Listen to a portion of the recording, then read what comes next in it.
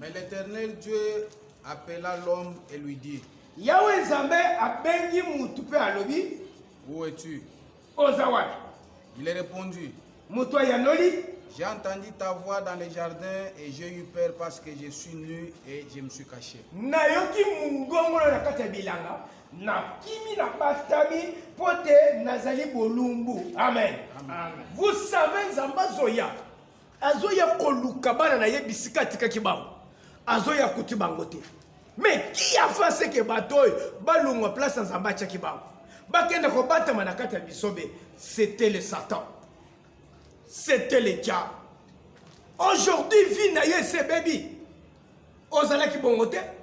Église oyaki na église, ozaki na mituka. Ozaki na bambongo, ozaki na mapao, lelo ozana nini? Ozaki na libala. Est-ce que les gens sont dans mobile? Les gens sont dans moi sur ozaki sont na bana.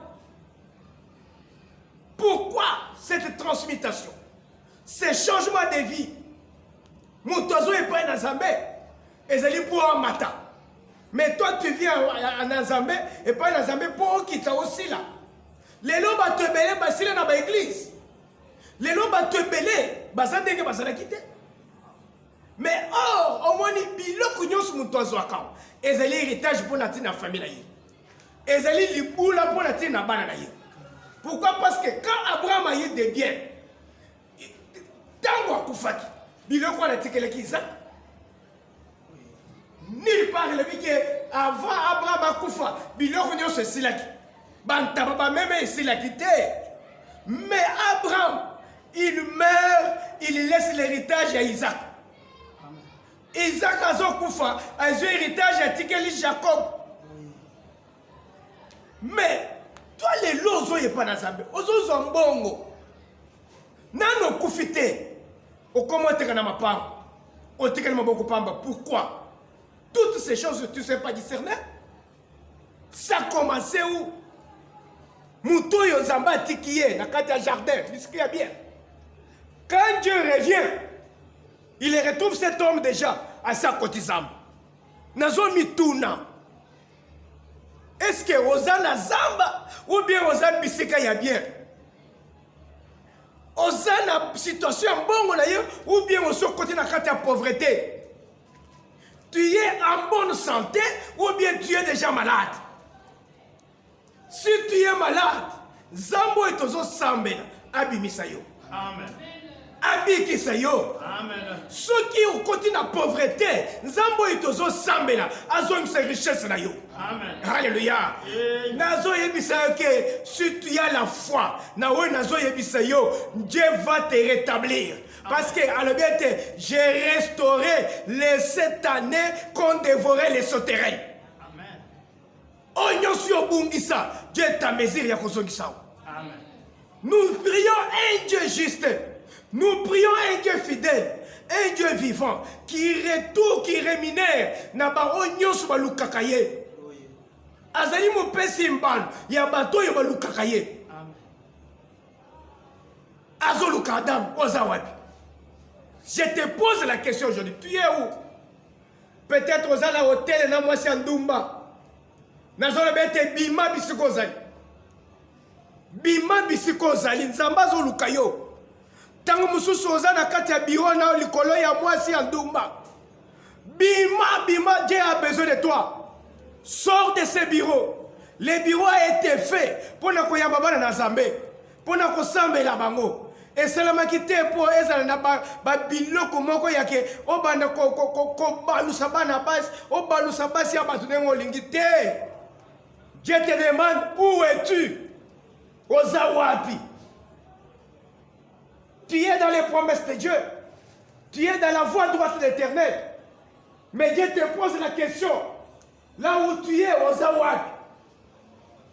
Na lingete mutu nyonso azonga na kati d'elle.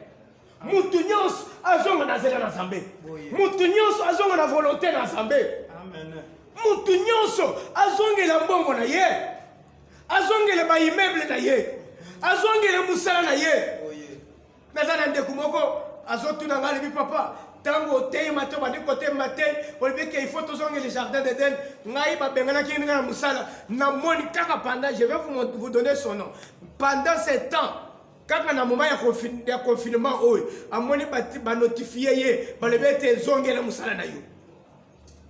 Je voudrais que dans ces prières, ozongela musala na yo, ozongela libala na yo, ozongela commerce na yo, ozongela mbongo na yo. C'est lui qui t'a fait déplacer dans tes droits. Il est qui? Azanan.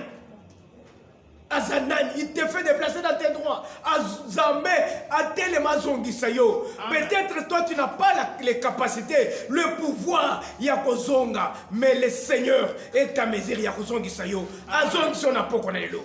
Quand on dit que la zone baboy, loba amen, ozonga la situation là. Tokeye papa. L'Éternel Dieu dit, Yahweh Zamba Zoloba. qui t'a appris que tu es nu? Nana yebisete ozabulungu. Amen. Amen. Alléluia. Nzambe azotuna Adam eve ozawapi. Ayebete na batami. Adam a loué la situation. Oyo Nzamba tchaki ya esengo, ya kimia. Ake ko bata manakati ya zamba. Ayebete na batami. Pona nini? Pote nazali mulungu. Si tu as péché, répands-toi. Reviens devant l'Éternel. Le Seigneur va te recevoir. Amen. Zamba boya kamutute. Tu as reconnu ton identité. Au reconnaître tes ozali mutumabe. Ce qui est important et pas une azambe. Ezali te mutunyons à reconnaître kamabe na ye. Et quand tu reconnais le mal, cherche à l'abandonner. Répands-toi, viens devant l'Éternel. Le Seigneur va te prendre. Le Seigneur va t'assister. Mais pendant que vous reconnaître le mabé na yote, vous reconnaître mabé ozo salate, nzamba kozala na yote. Faites attention, la voie que tu es entré, c'est une mauvaise voie. Un jour, tu vas glisser au kokoya mabé. Dieu va t'abandonner. Il est tout prêt à te lâcher. Moi na nzambe, Moussé na nzambe, yoka parole de Dieu. Tu es sur une mauvaise voie, une voie inclinée. Tu risques de glisser. Et quand tu vas tomber, ça sera fini pour toi. Mais tant que tu es Luka ozongela Nzambe. Bandeko, vous savez, le monde est pollué et le monde est hautement spirituel. Si toi tu ne veux pas vivre spirituellement, tu peux gagner vie na yote. Dans le monde ici, il y a soit l'esprit diabolique qui travaille, soit le Saint-Esprit qui travaille. Tout ce qui se fait dans ce monde est spirituel. Ndela moni ndeko mokozo bisaka na mona ki ndeko songolo balebi ke mikolo azana mwana mwasi mokozo bimana ye ya musai na Nzambe ye top na top mwana mwasi na lebi boy. Faites attention, ne parlez pas ces choses là. Écoute na matoité bazolo ko la voie d'accès pour ba détruire vie na yo. Pourquoi mutu ya zo sala makambo ayibi ke azali musai na Nzambe, il doit cacher ce qu'il est en train de faire. Mais ce gars pour dire quoi? Il sait ce qu'il fait. Il vous envoûte, c'est pour vous détruire. Ezaneti papa azoya mwana amoni bana mike bazoya atelemi na balabala abimisi akitisi pantalon abandi kosuba zola kisabanguta. Pour dire quoi? Ce que tu fais, c'est l'intimité. L'intimité, ça doit se cacher. Papa oui azo suba na biso ya bana ayebele ko azo sala pona nini azo qualifier azo disqualifier via bano azo la ke la bano yo mabe. Alors mutu nyos oza na posa obeta mokinzi kendo ko bata mati soko zo beta mona biso ya bato c'est que oyebele ko so sala. Alors mutu nyos azo sala mabe azo linga ba yeba yango ayebele ko tango bozo le belango directement yazo mata succès azo fungwama. Yo côté ozali bazo benda ya yo ya muke ozotika lelo ko pam wala mwiyo otosaki basena na Nzambe te po olobaki makambo basena na Nzambe yango nde otikala ki bongo yango nde makambo ne bebaki te ezali pe po na bongo te musana biso ka sala mabe balobela kango balobela kango mais yaya sala ki po na nini po boye ba boloba a condamner vie na vie ya mata succès. C'est comme ça qu'on lui a demandé. Alors on demande à Adam, allez, je suis nu. Il a tout d'abord montré son identité. Est-ce que toi tu montres à l'Éternel ton identité? Ozoyaka to sambela to lukanzambe ekolo Yesu yaka ekolo Yesu yaka obeleli ekolo Yesu yaka. Est-ce que réellement Yesu ana yaki? Mais identité ozanango oso le belango oso ebisi nzambe ke talete naza mutu mabe talete naza muyi nazali escroc talete na bebisi mabale ya bato. Tu ne t'es pas encore montré devant Dieu. Ndeni nzamba ko songai. Ndeni nzamba ko assister. Dévoilons notre identité. Dévoilons à l'Éternel ce que nous sommes. À ce moment, le Seigneur va nous aider. Là où tu es, Dieu va t'aider. Ndé, à ce moment que je suis nu, je suis caché. Zamba, qui t'a appris que tu es nu? Alléluia. Amen. Oh, qui avait ouvert l'intelligence de Adam et Ève? C'était le Satan, c'était le serpent qui avait ouvert l'intelligence. C'est lui qui avait ouvert l'intelligence. C'est celui qui lui a appris qu'il est nu. Alléluia. Qui a ouvert la porte? Pour, en d'autres termes, Zambalinga Lobake, Nanya Fongoli porte. Pour okuta mandengo zawan. Obata mandengo zawan. Passe côté Léon Zoto. Passe côté Nandako na yo. Nana Fongoli porte. Bandeko, difficulté nyo ce côté la kabiso. Ba problème nyo ce côté la kabiso. Je vous dis que auteur il y a pas na biso salaka. Job Oiseau le bête, le malheur ne vient pas de la poussière. Abete pas si amout et outaka na mabelete et outaka na putulute et zanisike outaka. C'est ce que je vais te demander aujourd'hui. Tu y allais bien. Les hommes à Camounion se bébé bloqué. Nana fongoli porte pour maladie et côté na vie na yo. Nana fongoli porte pour tes souffrances, difficultés côté na vie na yo. Qui a ouvert cette porte? Tu es où? Telle situation ça dans le situation humiliante.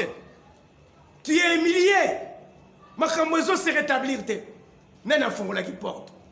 Moutounyos a fongola porte il y a passe. A fongola porte il y a enfer. A fongola porte il y a malade. A fongola porte il y a blocage na vie na yo. A koufa. Amen. Alléluia. Nalingi bisiko zalo ba amen. Amen. Moutounyos a fongola porte il y a passe. Il y a souffrance. Nanda ne peut la bombe na yo. Mon parent na zambé la delaye. Amen. Dans mon zamba télé le bête. Qui a ouvert cette porte? Attends, il y a mon serpent. Allez, le col yo, c'est le koi. Nazo la kelo ma bé.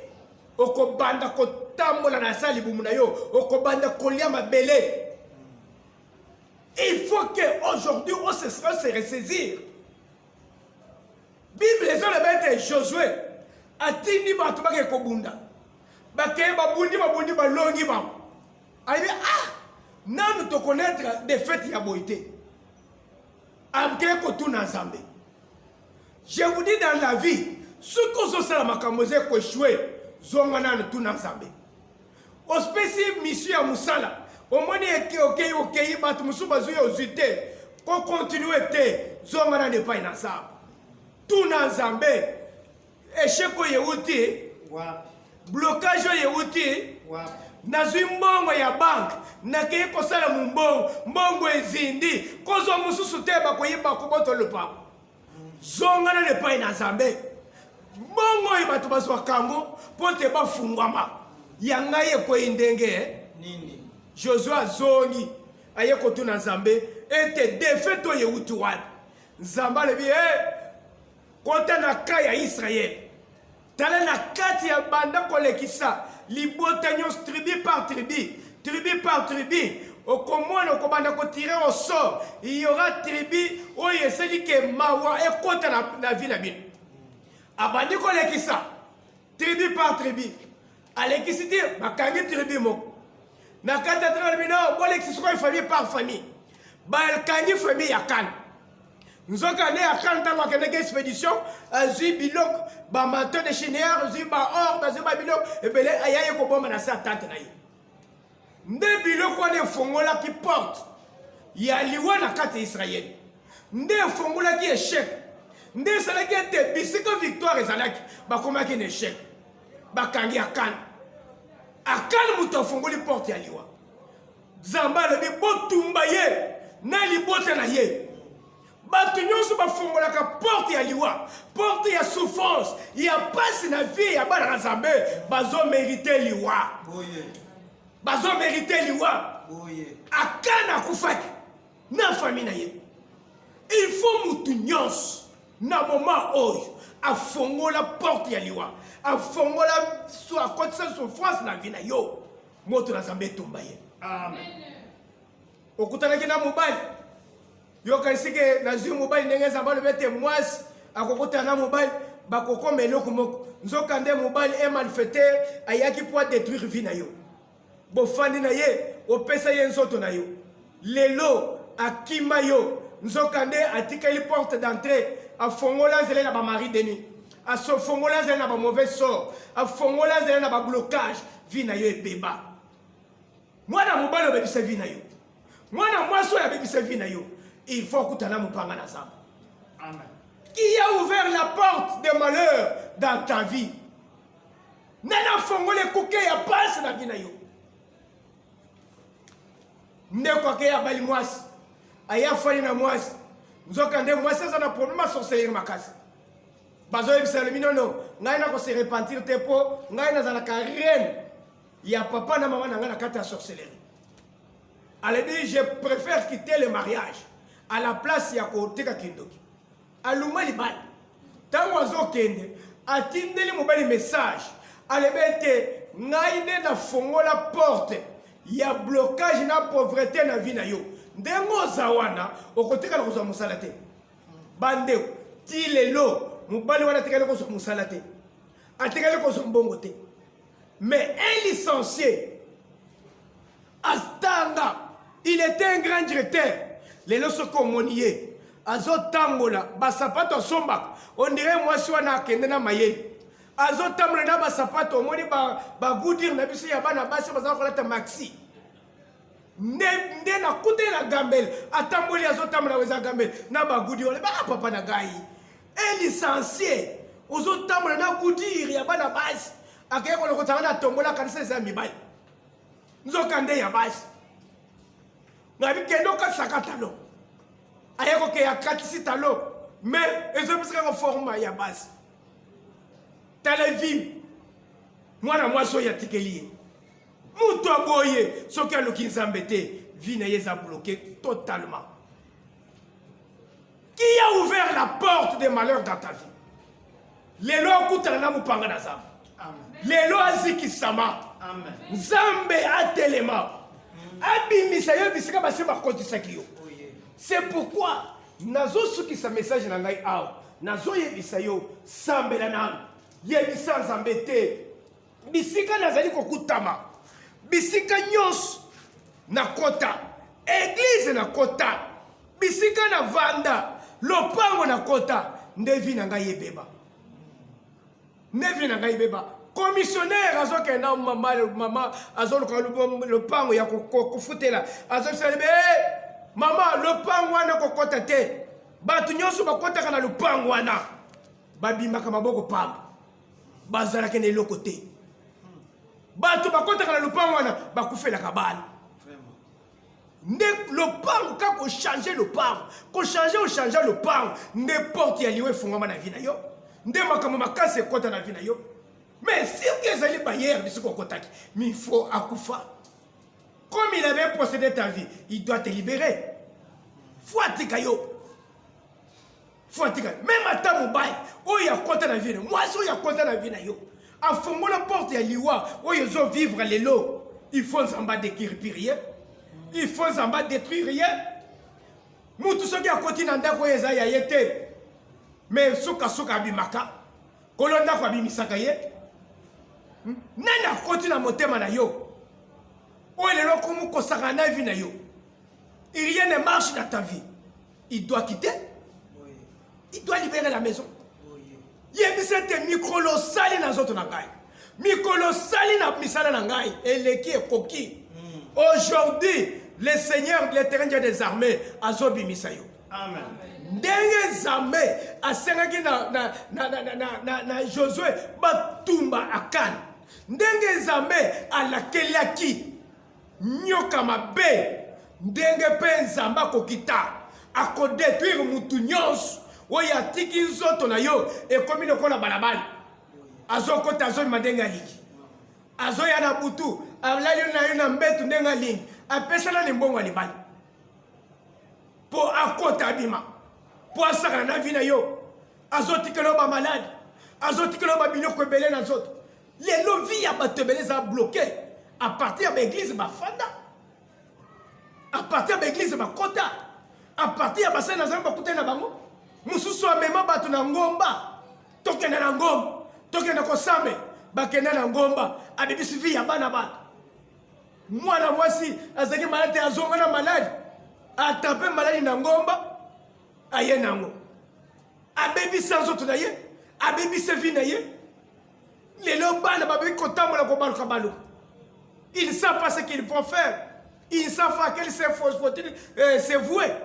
C'est pourquoi ils sont sengete ceux qui ont écouté une situation ya boy lukabi soto sambele la yo lukabi soto lukato sambele la yo muto akosa yote mela mai pakola mafuta o sana boye maya moto o sote moto azandoki soko za na posa ko mela maya moto tokisa maya moto mela etumba coronavirus ko kende ko mela maya moto te pona ko bika pona malade okokufa sambela Nzambe yebisa Nzambe tala lelo situation na zana Satan alongolanga na situation na zaki nango akomisanga na vie ya passe akomisanga na vie ya difficulté lelo na zaki na jardin na longo na jardin na koti na zamba papa bimisanga na zamba oyo bimisanga na zamba ya passe bimisanga na zamba ya malade bimisanga na zamba oyo ya blocage na pauvreté ya chômage zamba bimisa yo to sambele na kombo na Yesu. Le roi des Salem, le Dieu de l'éternité, je viens auprès de toi, je viens